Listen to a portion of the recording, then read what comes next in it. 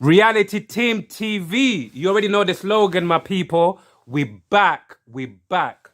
And today we've got the lovely, lovely Lady Bibi back onto the red chair. And my brother from the north side of London, Supreme.G. Guys, welcome back onto the red chair, man. What are you guys telling me, man? How is everybody doing on this Sunday evening? Even before I ask both of you guys, yeah, how you guys doing on this Sunday evening? Off camera, big up my bumbo club brother, Mr. Kelly King. You get what I'm trying to say? Mr. Kelly King, big yourself up each and every time. But yeah, man, Lady Bibi and Supreme.G. Welcome back on the red chair, man. Thank you. Yeah, Thank man, you. it's a pleasure. Yes. Yeah, man, how we feeling, man? How we feeling this Sunday evening, man? How we feeling, man? Feeling good, feeling good. What are you saying? Yeah, it's a good evening. Mm. Spirits are high. Spirits are It's definitely cold high. outside. Yeah. You just got to keep the faith. But it's nice and warm in here. It's cozy. I already feel like I might need to take my hat off. But, you know, I you think get now me? everyone's well rested because it's so cold outside. Everyone's staying in and resting. Yeah. That's what it is. Yeah. And once you stay in, you rest your body and you're resting everything. You're just in a better mood when you go out. Yeah. I'm finding that out as well. Literally, like on my days off when I'm off work, you're going to say you just want to stay in, cozy up, and do whatever you need to do inside. Because like I said, outside is too cold, man. Yeah. But yeah, guys, like obviously, like you both know, yeah, I wanted to really, really have this mad conversation, yeah, like this beautiful conversation, you know, artist and manager conversation. For those who don't know, Lady Bibi, she's a music manager. Obviously, she does a lot of amazing things. Supreme.G, he's a music artist. He's a rapper from North London. And I just wanted to, you know, go back and forth between Lady Bibi and Supreme.G to just talk about, you know, the pros and cons of being a manager, what it takes, you know, to have a successful relationship with an artist and a manager. And even before you guys came here, I spoke to Supreme.G and I'm just thinking, and I just said to him, like, these days, obviously, you know, I'm just surprised there's not more people, like, maybe they are and they're not really pushing it, but these days there's not, like, I'm surprised that there's not a lot of more managers coming out there or more managers wanting to take over music artists because there's money in the music thing, innit? And obviously there's music managers out there like Lady Bibi. But I don't know, maybe not everybody comes out and shouts and says, hey, I'm a manager, I'm supporting this artist, you get me? That's what it is. You get me? But I wanted to, the first thing I wanted to do is, again, like I said to you both, yeah, play a scenario, yeah? Like to give people some game who are going to be watching this conversation, yeah? Like the first thing I want to do is play a scenario, for example, like, and what I mean by that is, let's act like, you know, you both obviously know each other and you both are going to officially start working together, right? And the first thing I would like to ask Lady Bibi is, you know, as a music manager, in terms of like, what are some of your, you know, when people say these are my non-negotiable, what's the word? These are my rules of like non-negotiable, whatever. How'd you say that? Yeah, basically these are my rules that I stand by. Any artist that I'm gonna work with must either stand by this or have these kind of principles. Like obviously in similarity to me. Like what are some of your principles in terms of like when you're gonna manage an artist? What are some of your principles that you need to stand? Right. So all I really ask from the artist is commitment, time. I make sure they've got time. I make sure that they have money to invest into things that they might need, like distribution, videos, music releasing, and stuff like that. They need to have time, money, and commitment. And that's the three things that are quite big to me. Like anything else can be worked around. But if you haven't got the time to put into the music, then we're going to clash because you might not be putting in. I might be putting 80%. And they might be putting 20, and really managing an artist is 80% the artist, 20% the manager. For real, yeah, I heard that. And that's what people don't. Artists think, oh well, it's supposed to be 50-50. No, it's not. It's 80% artist, 20% manager. So yeah, they've just got to have time, and obviously money is a big factor because I've worked with loads of artists before, and it's like, oh, they haven't got money. And when I say money, I don't mean like big amounts. I mean money to get to shows, money to travel. Yeah. So it's really simple things. If you haven't got money, you're not really gonna. Not even money. I don't even really ask them if they've got money. I ask them if they've got an employment. Do they have a source of income? Whatever the incoming is, benefits, a job or whatever. But they have to have a source of income because you need the income to push your music. Absolutely. You need the income to make studio time. You need the income to put into your promotion, to your distribution. You need income to make your videos.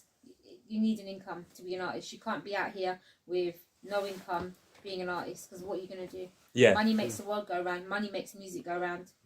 So, what about you, Supreme.G? Like, what's the first thing? Like I said, like at the beginning, we're playing a scenario. Like you guys know it. We're acting like you guys know each other, and you guys are officially gonna start working with each other. Like, what is one of the number one things that you say? You know what? In order for me to work with a manager, she or he needs to basically, do this or have this in terms of like their quality. Are you saying what he's going to look for in a manager?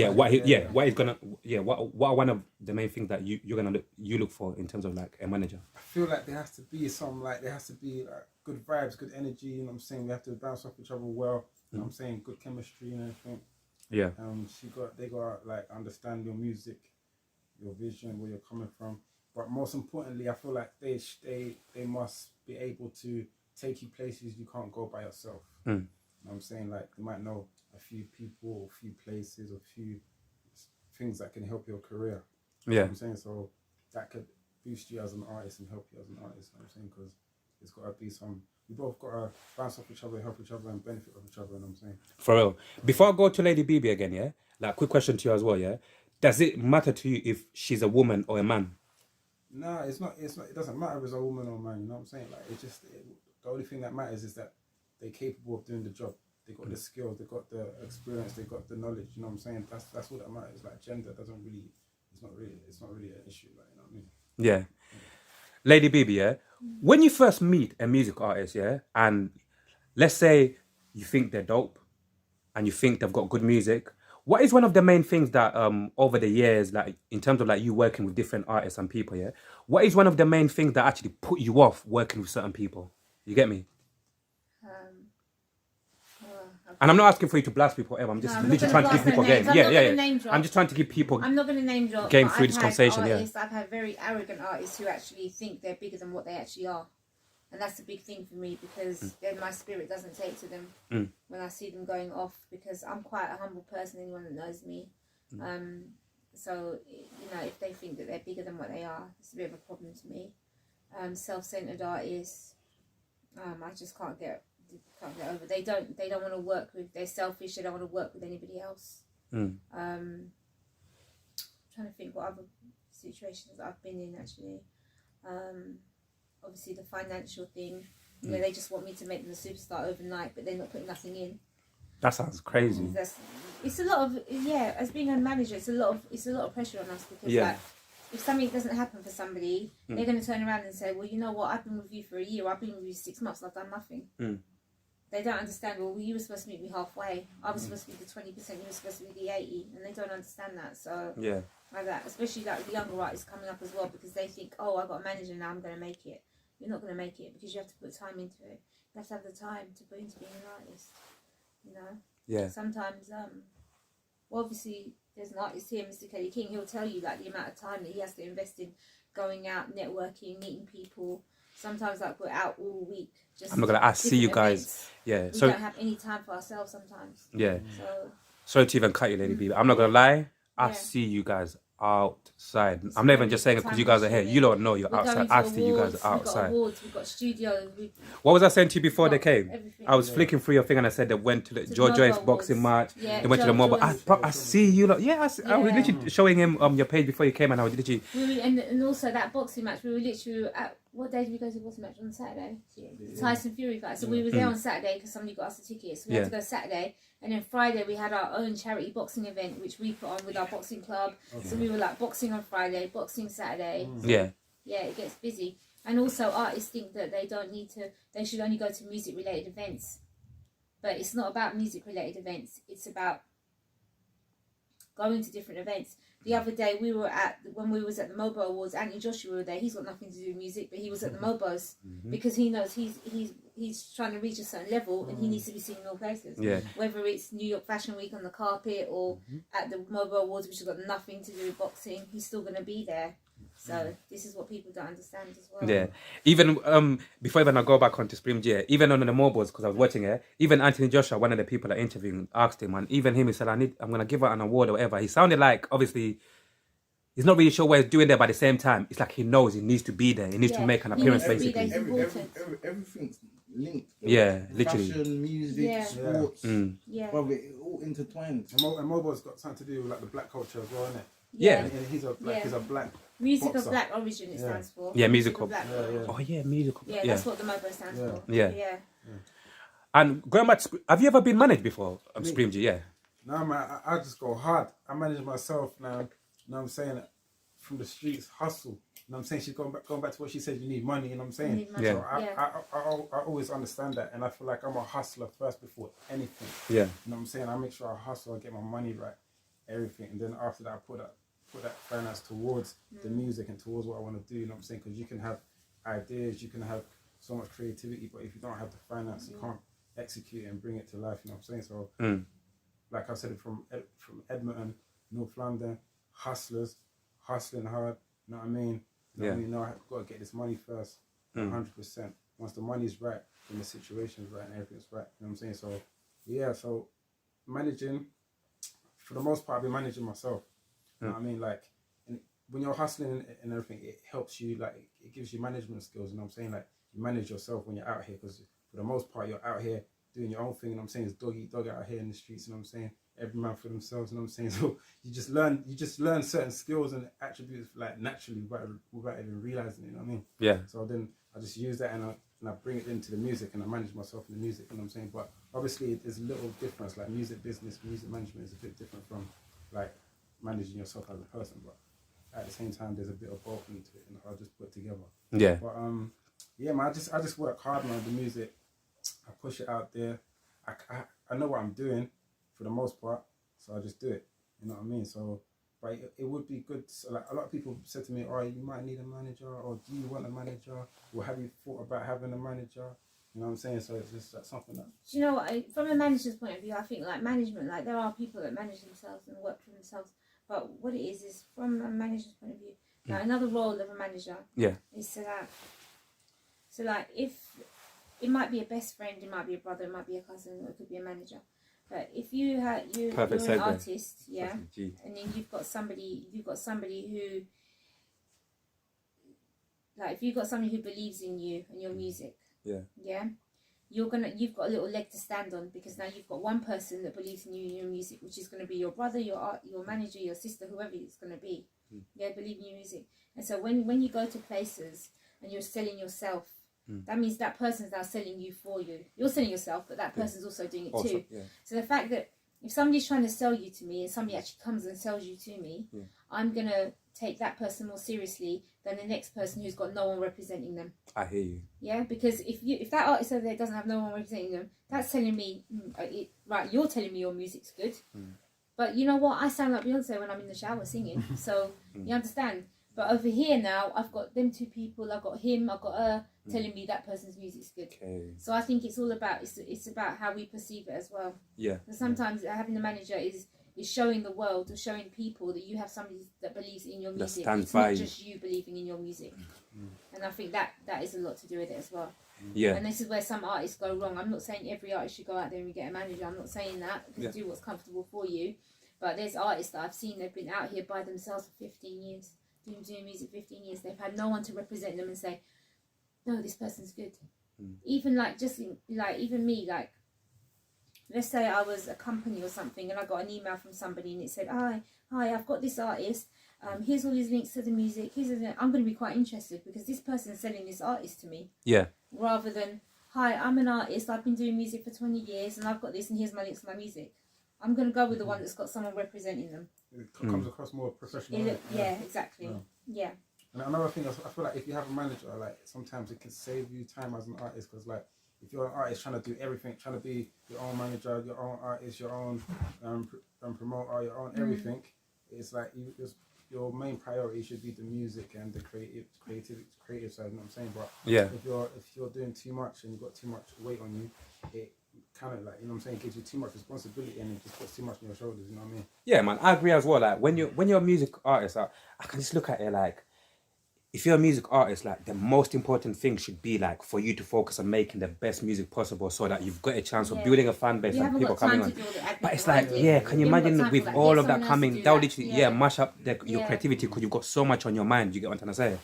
And even what I want to touch on as well, in terms of like, because we from ends, innit? And people have made, mistakes of doing this, mixing. Obviously, you can do it, but I want I want to get you guys' take on this in terms of like, who do you think in this scenario, yeah, in this scenario that I'm about to say, yeah, who do you think will be to blame, obviously, and then later on people will get like the gems, yeah?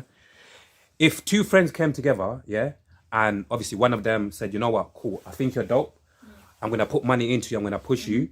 But obviously we're cool, we're boys, we're from ends. I just believe in your music, but cool, I'm going to put money into you. Fuck the paperwork or whatever. I'm going to basically like, we're just going to go off the word and I'm going to push you in it. And they start working together, and then obviously time goes by, obviously the guy blows, his music starts selling, he grows a fan base, he start making peas, he start going crazy. And then what happens, the artist, yeah, the artist basically ends up leaving the manager and saying, you know what, I don't need you anymore and stuff like that, yeah? The friend? Like leaving, yeah, as the manager, yeah, leaving the friend as the manager and stuff like that, yeah? Remember, this was just off word, no paperwork or whatever, yeah? And what happens, obviously, the friend now looks at it and said, look, I put all my money into you, I put you where you're meant to be, and now it's like, you just left me and you kept it moving without even, I'm not getting nothing out of it now, because it's like, yeah, you just kept it moving without me. But mind you, the key word here is they never signed no contract or nothing in it, yeah? My question to you both, like, when you think about it carefully, like, who would, in that scenario, who's to blame? I think both when you think about it, because this is what I would do. Everything by contract. Everything has to be contracted. Everything, even if it's a friend, and it's for that reason. If my friend right now turns around and says, "Oh, you know what, Biebs, I want to manage you, and I want to get you some bookings, and I'm going to get you loads of interviews and stuff like that. Yeah, I'm going to get you loads of filming jobs and everything else. Even though she's my best friend, I'm still going to want things under contract. And this is the law of the land. We have to have things under contract. Otherwise, it's just going by word of mouth. Yeah, and obviously some people might feel away and take it personally, like, oh well, you don't trust me, that's why you want a contract. Well, yeah, because you don't know where the music's gonna go. I think both of them are to blame. Yeah. I feel like this side is to blame because if you had the knowledge and if you knew what you was doing, you put the paperwork in place, and then if anything happens, then you could have got your piece. But because you wasn't aware of that side, or you wasn't educated in that side, or you didn't apply that side, that's the reason why you haven't got the revenue that you feel like you should have got. The other side's to blame because they reached out to support you, to help you as a friend. Yeah. You know what I'm saying? The least you can do is keep it real and just be loyal and appreciate that help. And if any money comes in, give them their cut, you know what I'm saying? Because they invested their money and their time and their energy into you, you know what I'm saying? So it's like, but then again, the other person didn't get the business side right, so it's like, so that's why music business is so important. A lot of artists don't understand music business. They don't understand the music side of business. Artists think it's just about making money, making music, and having your boy that's going to back you and help you with all your music. If the business side is not sorted, you're not gonna.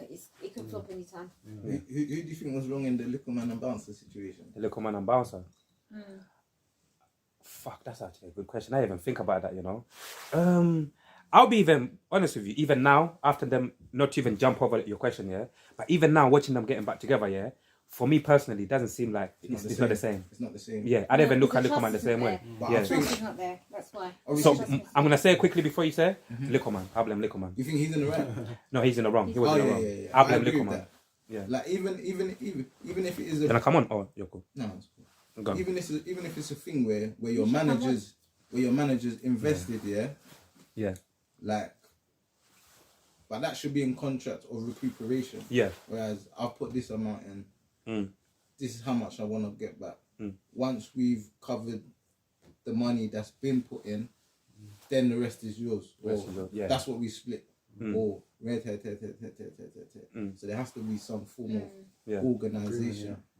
I hear you, man. But yeah, going back to, I can't look at, I don't even find, to be completely honest with you, like, in terms of like what Bouncer said, and obviously he came on screen or whatever, with what he said, in terms of, like, I just looked at the bigger picture and I said, you don't need to, like, if somebody puts money into you and the time into you and they do everything that Bouncer did for Little Man, like, you don't need to, because what Little Man kept on saying, exactly, because Little Man kept on saying, obviously people telling me this, I couldn't read, fuck that I couldn't read shit, where's your fucking loyalty? Do you get what I'm saying? Yeah. Where's your fucking loyalty? You get what I'm saying? So that's the way I looked at it, like, bro, Who gives a fuck if you cannot read this contract and these people are saying this? Man's letting his action do more than the speaking. Yeah, He's doing this. He's exactly. done all of these things He's for done you all ever these since you things came for you. out. And if anything, yeah, man. So for me, I'm not gonna lie. Looking at that whole scenario, I can't look at man the same way simply because of that. Because fuck, I cannot read. You know Fuck, what? these people are Some telling artists me. are opportunities, not artists, just people in Yeah. general. People are opportunities. Yeah. Of course. They're gonna fuck with you. Excuse my French, but they're They're gonna F mess with you. F with you, as long as you're investing in them. Absolutely. Once they're investing, they think they're flowing. They don't need you anymore. Yeah. Trust me, I've been doing this a long time. I've seen so many artists that. How many artists do I see that come back? They left and they come back, and then I say to you, "Oh, that person used to be. I used to manage that person 5 years ago, whatever." Yeah. And you're thinking, "Why are you coming back now?" Because you see me winning, and you left and thought you could just get on with it, and Yeah. it didn't work. And now you're coming back. And even to just quickly, before even we move on, yeah, touch on that Liquorman situation and Bouncer, yeah. Even when I was watching the conversation when they came together and they were speaking and stuff like that, I didn't see the whole for me that it parts of it was a bit cringy. That just gave me that, you know, when people say the analogy of that person went back with their tails under the arse or whatever, going back to the person. That's the way I just looked at it. Like Liquorman went back. Yes, cool. People can always go back and say, "Cool, I made a mistake," but overall, it doesn't take a fucking rocket scientist to think, man. To if I was Bouncer, personally, I'm not gonna lie. I'll be like, I'm not gonna lie. I don't think I could do it again. If obviously he knows, Bouncer probably knows he's gonna make him money. But if I was Bouncer, yeah, He's just looking at his business. That before it was personal. He had feelings involved as a friendship. Yeah. And now he's taking it back. He's thinking, yeah, you can get back, but it's all business. That everything's under contract. yeah, That's what it is now. It's a money investment now. yeah. Money game. Yeah.